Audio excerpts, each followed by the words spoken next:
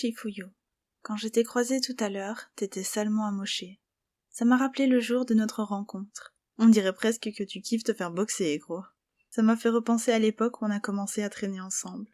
Et ça m'a donné envie de t'écrire une lettre. Bonjour! Le 4 septembre, le tome 2 de ce spin-off est sorti.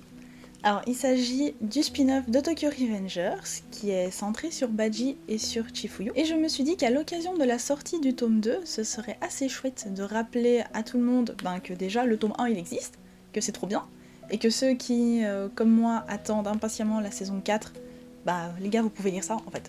Donc il existe, ne l'oubliez pas. Mais aussi, je me suis dit que ce serait assez chouette de pouvoir analyser un petit peu le tome 1, avant de se plonger dans le tome 2. Et donc c'est ce que je vous propose de faire cette fois-ci. Alors pour ceux qui ne connaissent pas ce spin-off, sachez qu'avant de le commencer, il faut avoir terminé l'arc Valhalla. Pourquoi ? Tout simplement parce que littéralement, les premières pages se passent juste après l'arc. Je pense qu'on est un mois après, à peu près. Donc autant vous dire que ça vous spoil allègrement tout ce qui s'est passé, et si vous ne vous êtes pas déjà fait spoiler ce qui se passe dans cet arc, vous voulez pas vous faire spoiler. Surtout pas. Si vous n'avez donc pas terminé cet arc, ne regardez pas cette vidéo, sauf si vous avez envie de vous faire spoiler. Je vous propose de découper cette vidéo en 3 parties. Une partie sur l'histoire du spin-off, donc vite fait dire un peu de quoi ça parle. Une partie également sur mon avis dessus, mais qui ne spoile pas, ou en tout cas pas trop. Je vais vraiment essayer de maintenir ça sans spoil, ou en tout cas sans rentrer dans des détails qui pourraient spoiler. Et donc ça, ce sont des parties qui seront accessibles à toutes les personnes qui ont déjà vu l'arc Valhalla ou lu, en tout cas qui savent ce qui se passe à la fin de celui-ci. Et ensuite, une partie plutôt analyse, qui du coup va allègrement spoiler ce tome, et que donc je ne recommande pas pour les personnes qui ne l'ont pas encore lu, sauf si vous aimez être spoilé. Je vous propose donc de commencer directement avec l'histoire. Comme je vous l'ai dit, le manga se passe après les événements du Bansan d'Halloween, donc la fin de l'arc Valhalla. Ça commence avec Chifuyu qui est sur la tombe de Baji et qui est en train d'essayer de faire son deuil. Le truc c'est que Chifuyu, il est tranquillement sur la tombe de son ami, et la mère de Baji arrive et lui dit qu'elle a trouvé une lettre de son fils. Lettre qu'elle a longtemps hésité à lui donner, mais qu'elle décide quand même de donner à Chifuyu, parce que pourquoi pas. Cette lettre, en fait, c'est une lettre que Baji a écrite après la discussion qu'il a eue avec Chifuyu sur la passerelle. Je sais pas si vous voyez vraiment à quel moment c'est.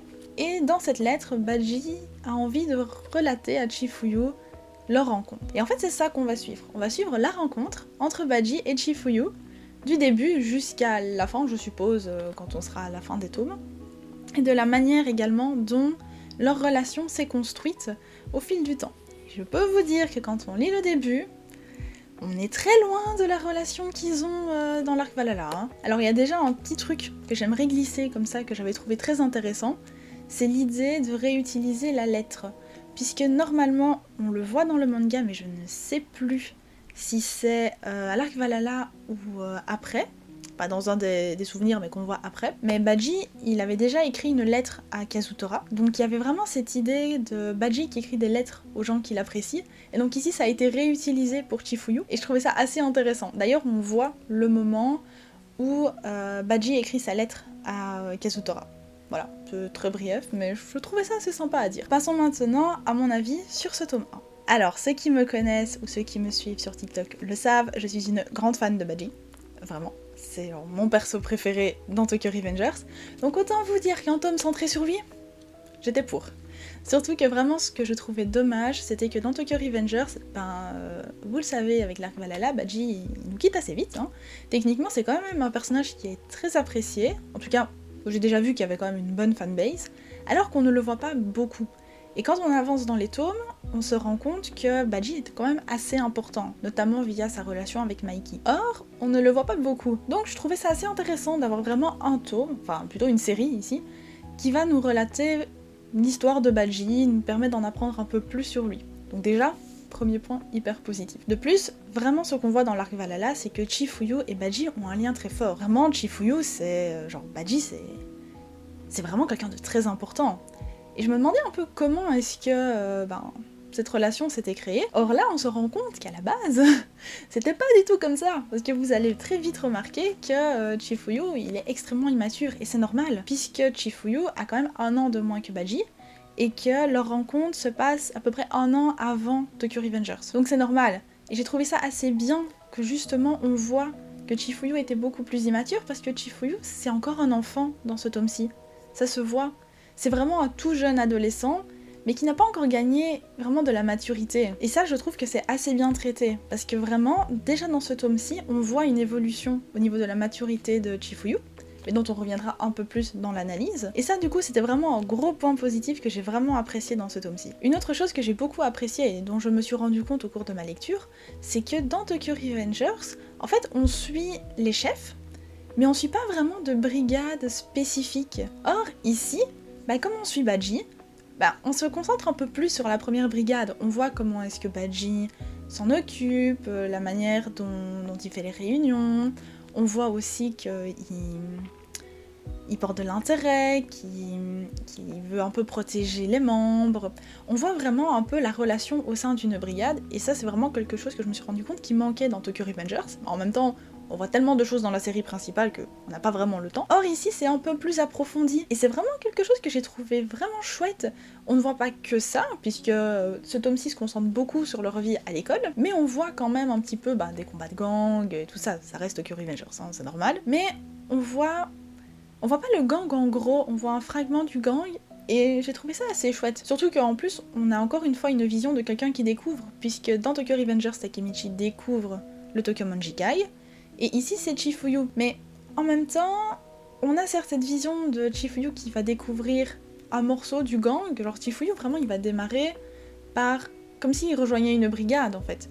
Là où Takemichi, il a commencé en suivant Mikey, donc c'est pas la même porte d'entrée, je sais pas si c'est très clair, mais pour découvrir justement le Toman. Or ici, vraiment, on se concentre sur une échelle beaucoup plus petite, et ça permet vraiment de creuser un peu plus les relations entre des personnages qu'on ne va certainement pas vraiment revoir. Alors les membres de la première brigade, à part quelques-uns, voilà, je sais qu'ils vont juste être là dans le décor. Mais j'ai quand même trouvé ça intéressant de voir les petites interactions, et je trouve ça assez bien traité. Une autre chose que j'ai beaucoup aimé, c'est le personnage de Ryusei, mais ça j'y reviendrai après, vraiment dans l'analyse plus en profondeur. Mais pour ceux qui ne le savent pas, Ryusei, on l'apprend très vite, hein, c'est l'actuel adjoint de Baji. Donc on se doute que c'est un peu une sorte d'ennemi de Chifuyu, puisque Chifuyu, son but, on le sait très vite également, c'est quand même de devenir l'adjoint de Baji, d'avoir quand même la place qu'il a dans Tokyo Revengers. Or, Ryusei, c'est un personnage vraiment dont on se fait une idée très rapidement, et j'ai bien aimé cette manière de jouer sur cette idée, et de la manière dont justement ils ont développé le personnage. Surtout que vu la fin du tome, on se pose quand même encore pas mal de questions sur lui, et j'ai assez hâte de le découvrir pour le coup. Enfin, on le sait, dans Tokyo Revengers, on a des combats qui sont quand même pas mal, on va pas se mentir. Ici aussi, le dernier chapitre... Voilà, vous verrez quand vous y serez. Mais ici, on a aussi beaucoup, maintenant c'est l'histoire se lance, hein, des petits moments drôles. En fait, on a une alternance entre moments drôles et moments un peu plus sérieux, notamment parce que Chifuyu est quelqu'un d'assez expressif, fonceur, qui fait toute une montagne pour une petite chose. Il est un peu tout ça, Chifuyu, quand il a toujours 12 ans. Et du coup, il nous met dans des situations, mais un peu n'importe quoi. Par exemple, il y a une situation sur la coupe de cheveux.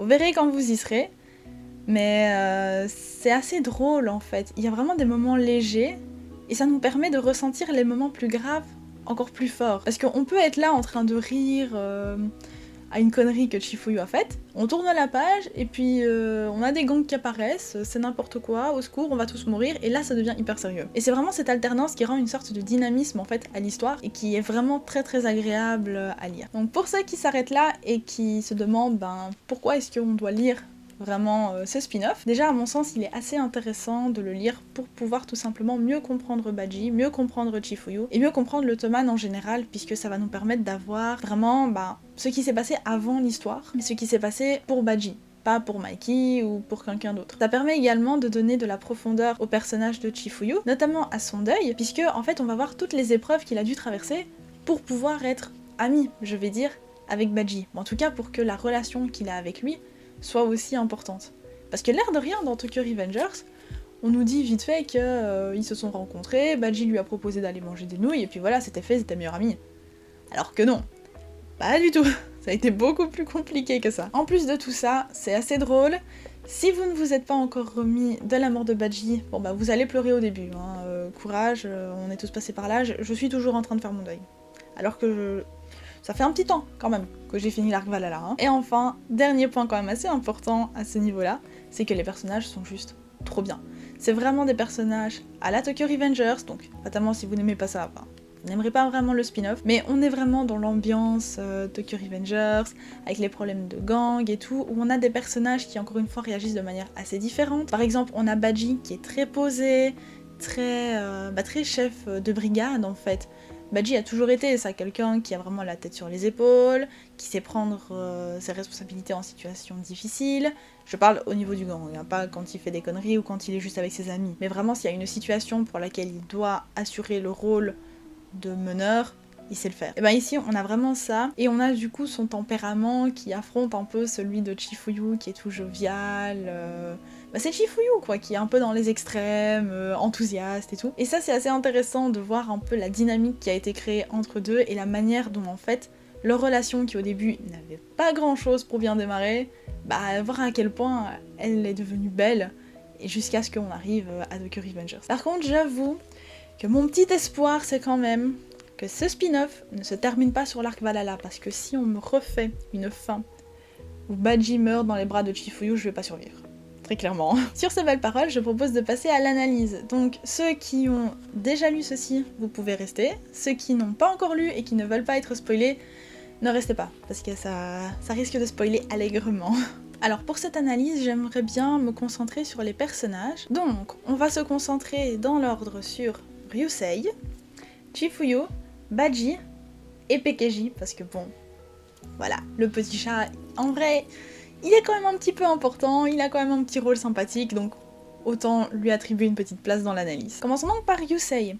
Ryusei, à mes yeux, c'est vraiment le personnage qui est un peu la représentation du « il ne faut pas se fier à ce qu'on dit » d'une personne. Sauf peut-être à la fin, dans le dernier chapitre, parce que là, j'avoue, je me pose des questions. Donc quand on lit l'histoire, la première fois qu'on nous parle de Ryusei, c'est Baji. Il nous explique du coup que le chef adjoint n'était pas présent à la réunion, et qu'en fait, il n'a pas vraiment confiance en Ryusei. C'est un peu dans ce qu'on comprend l'idée du garde tes amis près de toi et tes ennemis encore plus près. On comprend que Ryusei est quelqu'un de très fort, qui techniquement est un peu perçu comme quelqu'un de dangereux, d'une certaine manière. On a donc cette première appréhension-là sur lui. Ensuite, Chifuyu le rencontre, et très clairement, Ryusei, il a dégommé un gang à lui tout seul, donc il est très fort. Il embête un petit peu Chifuyu pour le taquiner, mais donc on a vraiment pas cette image très, très bonne de lui. Déjà que Ryusei, de par sa position d'adjoint de Baji, est un antagoniste pour Chifuyu, puisque techniquement, il est l'obstacle sur le chemin de Chifuyu pour devenir un chef adjoint. Donc déjà, on n'a pas une bonne image de lui, mais ensuite, le manga avance,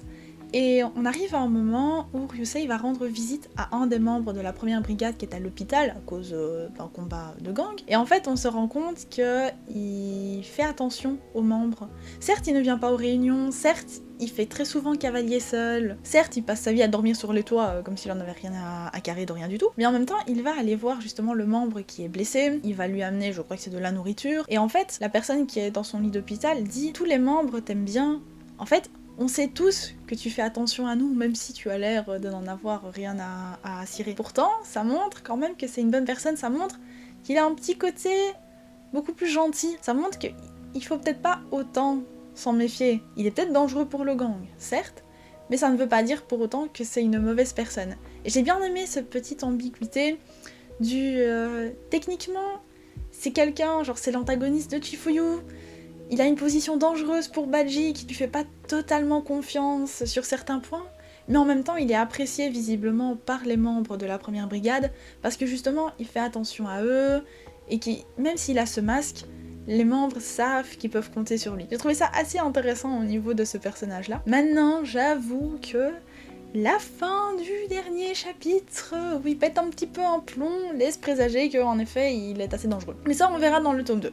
Donc ce sera une analyse à reprendre après et à continuer de creuser. Passons maintenant à Chifuyu, qui est un véritable gamin à ce moment-là, mais qui représente une ténacité énorme. Faut savoir que dans Tokyo Revengers, on dit tout le temps « Oui, Chifuyu, il est immature, il est un peu concon. Oui mais les gars, Chifuyu, il a 1 an de moins que tout le monde. Certes, 1 an, ça peut paraître pas beaucoup, mais rappelez-vous que ce sont des adolescents, ils sont en construction. 1 an, c'est quand même pas mal. Ici, dans ce tome-ci, on sent qu'il est moins mature, mais en même temps, on sent qu'il gagne de la maturité. Et ça, c'est assez intéressant. C'est un personnage qui, de chapitre en chapitre, va mûrir. Très progressivement, parfois il va un peu régresser, et j'avoue que je ne comprends pas comment Baji ne veut pas lui foutre une baffe toutes les 2 minutes, mais il avance à son rythme, et il montre justement un peu cet adolescent qui tout doucement se trouve un but dans la vie et grandit. Parce que techniquement, quand on commence l'histoire, Chifuyu, il est blasé, il a aucun but dans la vie. Si, son but c'était de taper toutes les personnes qui étaient jugées très fortes. Il a réussi, ok bravo, félicitations gars, tu es un gars extrêmement fort. Mais du coup, c'est quoi sa vie à Chifuyu? En fait, il est blasé de tout, il est entouré d'amis qui sont même pas vraiment ses amis parce qu'il en a rien à faire. En fait, c'est une relation genre eux pensent être amis avec lui, mais lui là, je m'en fous. Ses amis, eh bien, ils se contentent de lui dire oh gars, va taper sur telle autre personne qui est beaucoup plus forte que toi apparemment, ou oh cette personne là on la juge comme très forte, va un peu taper pour rappeler que tu es que t'es le plus fort. Ouais mais même lui en fait il s'ennuie. En fait il va taper des gens parce que bah ouais, ok, d'accord, pourquoi pas. Et puis ensuite, il rencontre Baji. Et Baji, en fait, il devient son modèle. Baji lui donne un but. Et à partir de ce moment-là, il n'est plus blasé. Il devient vraiment plein d'entrain, un peu casse-pied parfois, un peu beaucoup même. Mais il a vraiment une lueur de vie qui s'allume en lui. Et ça, du coup, c'est assez intéressant, puisque techniquement, c'est vraiment la rencontre avec Baji qui va comme redonner des couleurs dans sa vie. Si je devais mettre des couleurs sur Chifuyu, au début, il est gris, terne, vraiment pas... Voilà, il est là, mais... Voilà, sans plus. Tandis qu'une fois qu'il rencontre Baji, il s'active en fait. Il a comme plein de vie qui rentre en lui. Et il devient vraiment le Chifuyu tout jovial, plein d'entrain, déterminé, bon, casse-couille aussi, mais qu'on connaît en fait dans Tokyo Revengers. Certes, du coup, il est moins mature, mais c'est marrant, c'est vraiment comme s'il s'activait et tout, et qu'il n'était plus juste un pantin sur qui il faut tirer une ficelle pour qu'il bouge un petit peu, mais vraiment quelqu'un qui commence à prendre ses propres décisions, et ça je trouve ça assez beau. En plus de ça, avec Chifuyu, on a des moments qui sont un peu comme anecdotiques, mais qui sont pleins de significations. Par exemple, il y a celui où il cherche une coupe de cheveux. À la base, Chifuyu, il avait une coupe banane, c'était genre soi-disant la coupe parfaite qu'il s'était juré de ne jamais quitter, c'était genre son rêve ultime au niveau coiffure. Or, il rencontre Baji, il se rend compte que du coup, il a des allures de racaille et que c'est quelque chose qui nuit à l'image de Baji, puisque Baji est un peu en mode sous couverture à l'école, et donc il se dit ok, il faut que je change. Donc déjà, ça veut dire que son amour pour Baji au niveau que c'est un modèle, elle est telle qu'elle le pousse à changer quelque chose qui s'était promis de ne jamais changer, puisque sa coupe banane c'était vraiment tout pour lui. Or là il cherche et il n'arrive pas à trouver. Puis Baji lui fait sa coupe de cheveux, qui est quand même sa coupe de cheveux iconique, et lui dit mais je jure de la garder pour toujours. Et il la garde pour toujours, parce que dans Tokyo Revengers on le voit qu'il l'a toujours, même après. Mais ça c'est un moment qui est un peu hyper émouvant, parce que à mes yeux ça montre que Chifuyu quitte ce monde de taper des gens pour taper des gens, pour commencer à entrer dans un monde où il y a des idéaux, puisqu'à la base il veut suivre Baji, parce qu'il veut faire comme son père, il veut protéger les gens, il veut que quand il se bat, ça sert à quelque chose. Et donc cette espèce de passation de coupe de cheveux, je vais dire, elle a vraiment tout cet aspect-là. Et je trouve ça juste trop bien que ce soit un truc anecdotique comme ça, qui ait une telle importance. Surtout que je trouve que c'est un premier élément un peu lien entre eux deux, puisque c'est la coupe de cheveux que Baji lui a faite. Sans lui, il n'aurait jamais eu cette coiffure. Or, il la garde après, il la garde même pendant son deuil. Donc ça veut dire que, une fois que Baji est mort, en fait, chaque fois qu'il se regarde dans le miroir, il ne peut que penser à lui. Et je sais pas, je trouve que c'est beau, en même temps c'est très triste, mais ça montre un petit peu leur lien qui commence tout doucement à se tisser. Un autre aspect aussi que Chifuyu montre, c'est le fait que même si on n'aime pas quelqu'un, même si on s'en méfie, même si cette personne est un peu notre antagoniste, on peut quand même travailler avec. Puisque quand il y a le gang qui envahit l'école, Chifuyu, il dit à Ryusei, écoute, on va protéger Baji. Alors que techniquement, Chifuyu, à la base, je rappelle quand même que c'est quelqu'un qui était très solitaire. Il voulait aller tabasser un gang à lui tout seul, parce qu'il voulait prouver sa valeur. Il pense pas forcément à aller se battre avec d'autres personnes. Et Ryusei, c'est un peu le même. Ryusei, il va dégommer des gangs comme ça tout seul, juste parce qu'après il a un match de foot à aller voir. Pourtant, là, ils font équipe. Et ils font bien équipe. Autant, je ne suis pas sûre que Ryusei ait vraiment une animosité, en tout cas dans ce tome-ci, envers Chifuyu.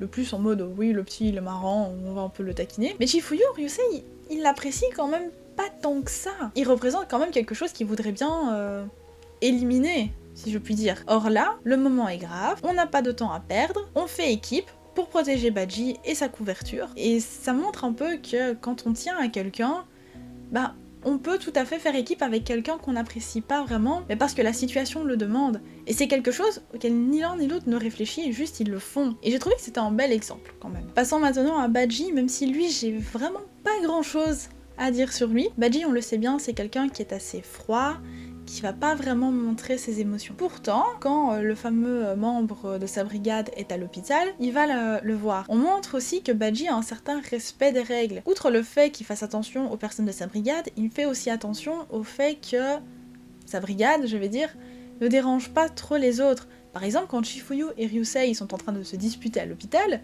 il les tape en leur disant « Les gars, c'est un hôpital ici, vous vous taisez !» On ne crie pas comme ça. Ça montre que même s'il est dans un gang, il a quand même des notions de respect et il se détache un peu de l'image du membre de gang qui s'en fout de tout, qui veut juste taper des gens. Certes, Baji aime quand même assez bien se battre, on va pas se mentir, hein. Il y a qu'à voir la tête qui tire quand il peut taper sur des gens, mais il a vraiment toute cette notion de respect d'autrui qui est quand même assez intéressante. Je rappelle quand même que Baji est quand même quelqu'un d'assez important dans la création du Toman, que c'est quelqu'un d'assez important aussi pour Maiki pour diverses raisons. Donc on voit que il se détache un petit peu de l'image qu'on pourrait avoir d'un chef de brigade d'un gang. En plus de ça, c'est quelqu'un qui sait qu'il a déçu sa mère. C'est assez triste de le dire, mais c'est vrai, puisqu'il a redoublé. Et donc il est prêt à devenir quelqu'un d'autre à l'école, certes, mais juste pour s'assurer que sa mère ne soit plus jamais déçue, pour s'assurer qu'il ne redoublera pas, qu'il réussira son année scolaire, qu'il ne sera pas jugé comme un membre de gang, que du coup personne dans son dossier scolaire ne pourra lire qu'il a un lien avec le Toman, et que donc il est sûr après de pouvoir faire de bonnes études, et que ses activités avec le Toman ne causeront pas de problème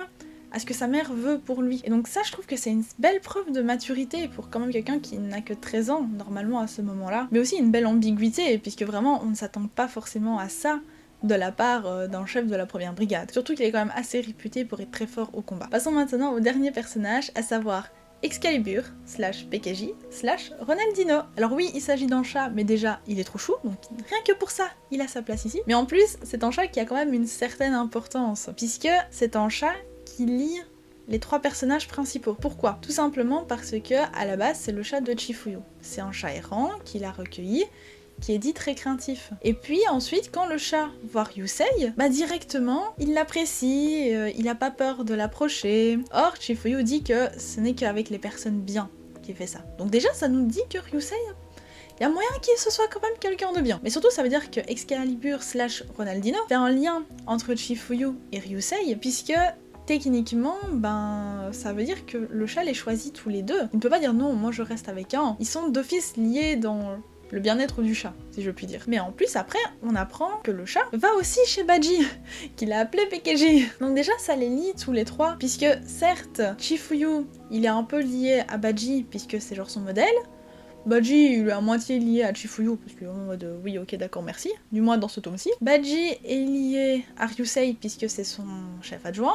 Ryusei est lié à Baji, puisque c'est son chef adjoint aussi. Et Ryusei et Chifuyu entretiennent un peu une relation d'ennemis. Et pourtant, malgré toutes ces relations particulières, puisque, rappelons-le, Baji se méfie quand même un peu de Ryusei. Et pourtant, il y a ce chat qui aime tout le monde de manière égale, qui veut passer du temps avec eux, et qui montre quand même que, ben, en fait, ils sont peut-être pas si différents que ça. Et donc j'ai trouvé que ce petit lien comme ça qui donne était assez intéressant, parce que même s'ils veulent se séparer et plus jamais se revoir, bah le chat il continuera quand même de passer chez tout le monde. Et c'est un peu un lien indéfectible du coup qui les unit. Et j'ai trouvé aussi que c'était une belle manière de les lier un peu autrement qu'avek le Tokiomon Jikai. Je propose donc de terminer sur ceci, cette vidéo sur ce tome 1, et je vous dis qu'on se reverra très certainement pour le tome 2, ça peut être assez sympa d'analyser un peu, de voir si certaines choses ont changé. Le tome 2 nous apprend pas mal de nouvelles choses sur Yusei ou pas, puisqu'il figure quand même sur la couverture, et que bon, Vu la fin du petit tome, je me pose des questions. Donc j'espère vraiment qu'on va l'approfondir un peu plus parce qu'il m'a l'air d'être un personnage très intéressant et j'ai plein de questions en fait, hein, donc assez hâte de savoir à ce niveau-là. Si jamais vous hésitez à lire le tome 2, franchement je pense que c'est quand même assez intéressant de continuer. Au moins, même si vous n'avez pas beaucoup aimé celui-ci,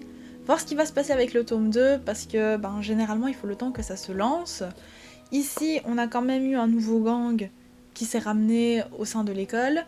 Donc ça veut dire qu'on va peut-être voir un peu plus de guerre de gang, ou en tout cas la première brigade contre d'autres gangs. Donc ma foi, je me dis autant laisser une chance au tome 2 si vous n'avez pas apprécié le tome 1. Moi pour ma part, j'ai adoré ce tome, je l'ai mangé, mais je sais pas combien de fois je l'ai lu déjà, tellement que je l'aime. Et donc c'est clair et net que je vais très vite passer en librairie pour aller chercher le tome 2. J'avoue qu'une part de moi aimerait beaucoup qu'il y ait d'autres spin-offs, il y en a un sur Mikey qui est sorti au niveau de son enfance. Ça je le lirai une fois que j'aurai terminé de lire Tokyo Revenger. Mais je trouve ça chouette de voir un petit peu comment est-ce que les autres brigades fonctionnent et j'avoue que j'adorerais que l'auteur fasse ça pour d'autres personnages, mais bon.